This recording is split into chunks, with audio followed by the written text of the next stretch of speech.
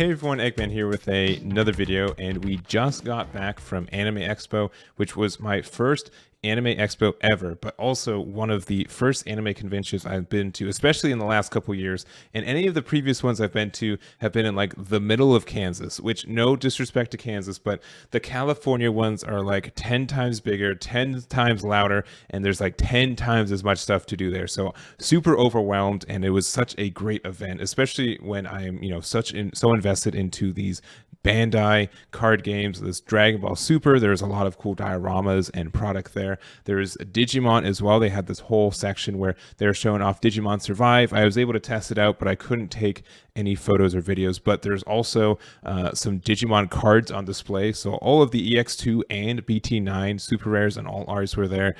Really cool to see the BT9 stuff printed and in English and in person. So we just get that in a couple of weeks. So I can't wait to start playing with those cards.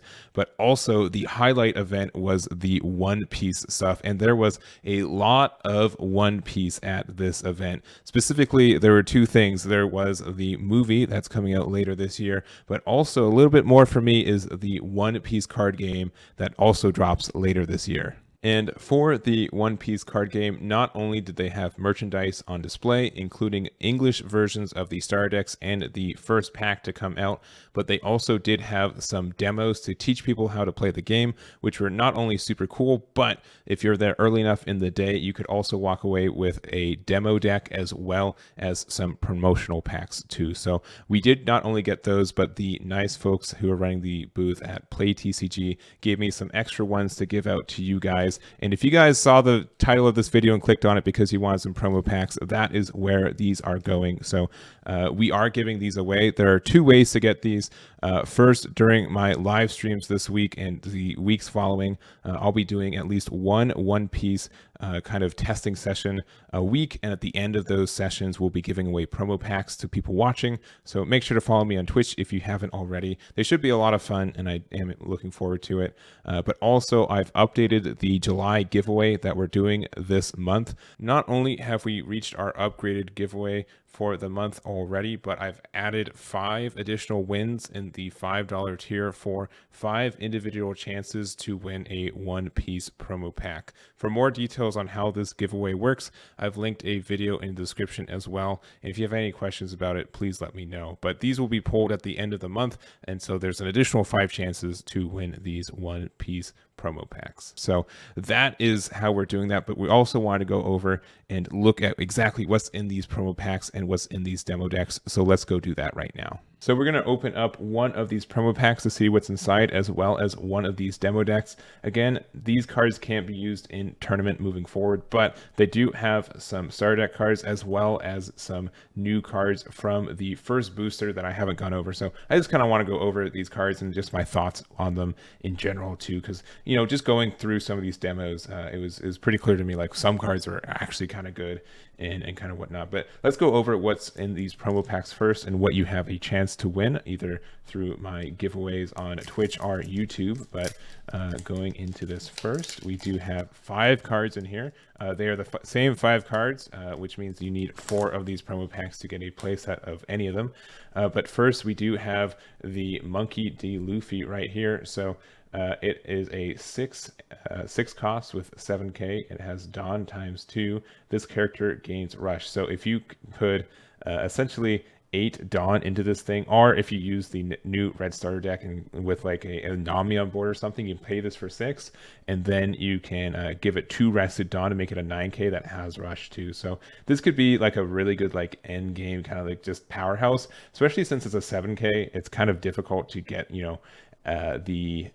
get rid of this guy inherently. So I think this is like good at like a 1 or 2 of.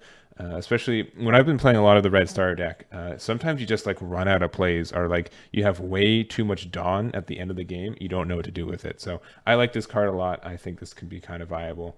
And next up, we do have the I Smell Adventure Ahead. So main, return all cards in your hand to your deck, shuffle your deck, then draw cards equal to the number of the cards you returned. I think this would be playable if it was the if it let you like draw 1. I think that'd be kind of nice. Like if it just like cycled +1. There's so little cycle in this card game, and having to pay a Dawn to do this to go essentially -1 kind of feels kind of bad. So I don't think this one is inherently good. Maybe it will save you every once in a while, but just run like a better card instead of this guy and you'd probably be fine. So, and then it has a trigger. Triggers are always optional, so you don't have to shuffle your hand back if you hit this in your life or not, but you can if you want to, but it doesn't it doesn't change anything. I don't know, just shuffling like it would, unless it like had like I would pay 2 for this card if I let to draw 1 at the end of it too, just to replace itself, right? But going -1 to shuffle your hand in randomly doesn't feel super good, but maybe I'm wrong. All right, we also have the Ustas Captain Kid. I'm going to say that wrong forever, but he just has Dawn 2. This character gains a double attack, are also known as double strike in the Dragon Ball Super card game. So being able to do 2 damage can be kind of impactful just in a game where you have only like 5 or 4 life to begin with, especially in like Digimon, where Digimon you have like security attack +1, which is essentially like double attack, but you have to live both swings, right? This is just something that can do 2 damage automatically. So I could see this card being somewhat good in that regard. It still has the counter +1 too, which means it's not even dead in hand. And yeah, it's going to be interesting to see what this does. So I think this is kind of good. Also, I don't know, but I am going to hard assume if you're at 1 life and your opponent swings into you with this card, you take the 1 life, but you still need to do 1 more swing after their life is at 0. I don't know if that's true, but if that's how it works in Digimon, and I'm going to assume it works like that in this game, but we'll have to see what the final rulings are for that. Next up, we do have Crocodile, Dawn ×1. This gains a blocker. This is fine. It's a 4K or 4-drop with a 5K base, and then it becomes a blocker if you invest another Dawn into him. But I'm pretty sure there's like blockers who are just as like comparable or costly as this guy, and they don't have to have the Dawn ×1 attachment. So this seems okay. I mean, it does have 7 Warlords and Baroque Works in it as well, so that could be useful down the road. But this is just fine. I think he's okay, but not necessarily amazing. And then lastly, we do have the Kaido. So active main Dawn at -2. This card gains Banish during this turn, which is essentially the same as Crit in Dragon Ball Super, where instead of the cards going to your hand when you take the damage, they go into the trash. Yeah, or into, what do they call in this? Yeah, is trashed without activating its trigger. So yeah, it's super powerful in a game where like there are these triggers that are in the life, and the fact that something I've really noticed, you have to work really hard to get any hand advantage in this game, especially compared to Digimon and Dragon Ball Super, where you just draw like 3 or 4 cards during your turn on a normal basis. You get like lucky if you draw 1 or 2 in this card game. So Banish, making it so your opponent essentially discards a card if they take damage, is kind of impactful too. So I think Kaido's good. He might be a little expensive to do so, but like you play him on turn 7, and then you can do its Dawn -2 on the next turn where you're going to swing with it. And I mean, 8 is a lot. 8 is a lot to invest into this. So I think it can be worth it, though we'll see if the game is, kind of goes that late.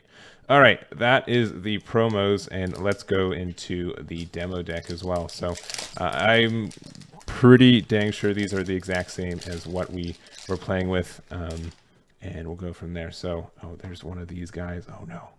Okay, phew. Okay. One thing too that I noticed, which I think is super cool, is, and that I'm not used to with Dragon Ball, since our leaders are double-sided cards, are the backside of these are this like really like nice looking red. So I really like that. That's a really, I don't know, it's red. I like the color red, but and I'm going to assume that they're all red, even though this is like a red-green leader here. And then the Dawn are this white and green, and then the blue is like the standard cards as well. So the Dawn are great. They're good. I can probably use these guys moving forward on my proxy stuff. So that's probably the most use I'll get of these cards, honestly, is having some nice Dawn. But we do have these cards as here. And are they? Oh, they're good. Okay, they are organized, so I don't have to like randomly do it. First we have Nico Robin from the star deck, and we also have Frankie. And something, I mean, we're just early in the game, so vanillas can actually do something. But Nico Robin, I think, is fine, or any of the 3-drop 5Ks. Frankie, our 4-drop 6Ks, are good. These are good cards.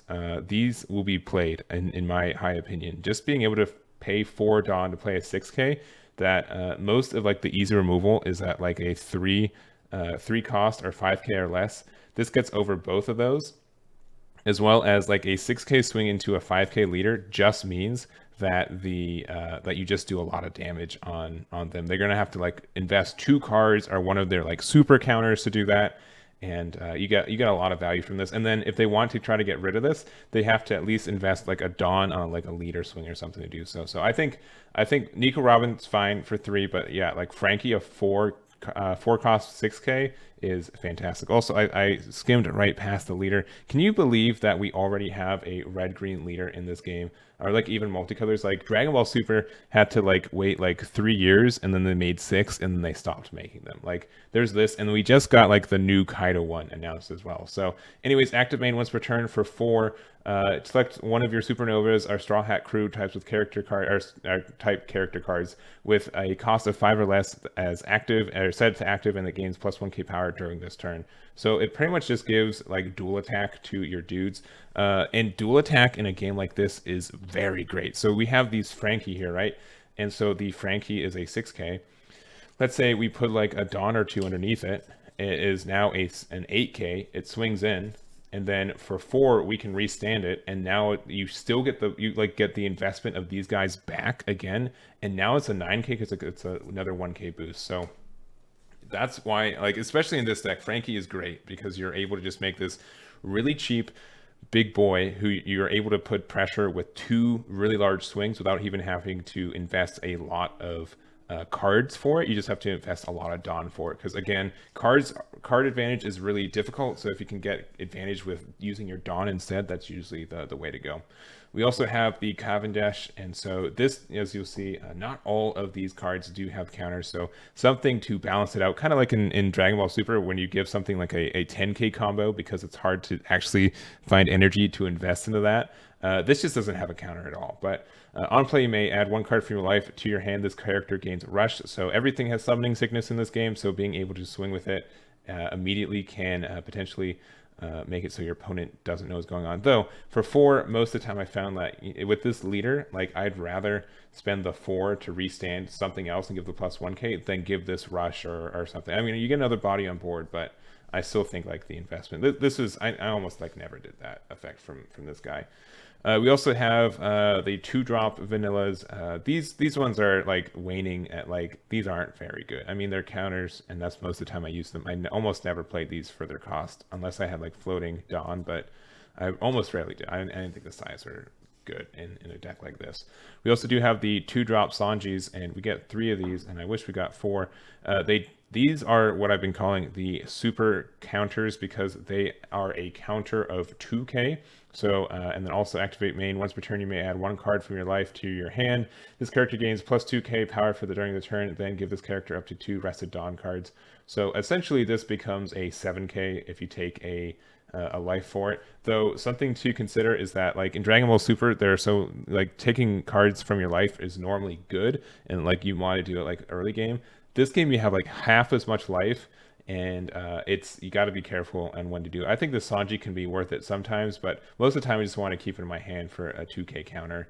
And we're gonna see if they like change it so where we can only have X amount of like these super counters, or if they're going to make an announcement for it. Because I feel like if you can make a deck with like 6 or 7 of these or more, that could be like a little bit troublesome. So I don't know. I'm not sure how that works, but I mean, in Dragon Ball Super, they get a keyword and you can only have 4 that keyword in your deck and kind of go from there. Next up, we have the Tony Chopper. So Dawn times 1 when attacking may trash 1 card from your hand. Add 1 Straw Hat Crew type character card other than Tony Chopper with cost of 4 or less from your trash to your hand. So this can be good, especially with the Sanji or anything else that is one of these super combos, super counters. You use the Sanji for a counter, and then you swing with Tony Chopper, and then you like discard a Sai, and once you discard the Sai, you get the Sanji back, and now you just have another, like you like gained advantage by having a 2k counter in hand. But that's fine. I can see like this recursion doing well. You do have to invest a Dawn for it, and you have to wait until it attacks, but I think that's fine. I think this is an okay card if there's enough of these cards to kind of take advantage of it. It's also not once per turn, so if you like do it and then you use your Luffy leader effect again, you can get like rid of 2 dead cards in hand, and then you get like 2 Sanjis, so that's kind of nice, and that can kind of be good as well, because again, it's just when attacking, not once per turn. We have Bartholomew. This is just a blocker. It also has Dawn ×2. This character gets plus 3k power during your opponent's turn, so that's fine. So it becomes a 5k. It still means that their leader can swing over it. And I don't know, like the 5k really doesn't do a lot unless you try to save it, because anytime your opponent's trying to swing into your leader, they're probably going to have a 5k base, if not more. So it doesn't like save it that often. I feel I'd rather almost have like a one cost blocker that's like a 1k, because it's supposed to die, but this can sometimes do things. And then lastly, we have Radical Beam, which is such a good card. This is, I think, a fantastic card. It's almost like a bean in Dragon Ball Super. So counter, your leader or one of your characters gains plus 2k power during the battle. Then if you have 2 or less life cards, that card gains an additional plus 2k power during this battle. So really with how this leader works, especially since it starts at 4 life, whenever they swing at you, you just take like the first 2 damage really easily, and then these Radical Beams are on for the rest of the game. So having to just spend 1 energy or 1 Dawn rather to make it so they have to like give an additional like 4 Dawn to it is such a good trade. It is so good. And then also the trigger and the life is your leader or one of your characters just gets a passive plus 1k power during this turn. So I think this is a really strong card. I think this is great in red. It's very, very defensive, at least. I don't know if red's going to just be complete aggro, but compared to I think we have one in the starter deck where it just gets like a plus 3k power instead. I think this is like strictly better in so many ways, especially because you always want to take early life so you can get hand advantage, and then from there you can get really defensive or make it very difficult for your opponent to survive these. So that is the demo deck there. I think this has some cool synergies with it. Again, Frankie's so good. It's so good. Just being able to restand him again, if you already invested Dawn in him, your opponent's going to have to spend a lot of resources to like not die from Frankie swings. And it just felt very good. But that is the kind of the cards that we're going to cover today. Again, thank you so much to Play TCG for letting me come to the event and everything else, and helping me with getting some of these cards to give out to you guys.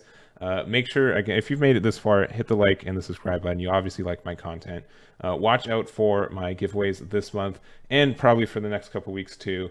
And let me know your thoughts on the demo decks, these promo cards, and everything else in one piece. So that's going to be it for me. Thank you guys so much for watching, and I'll catch you all next time. Damn it.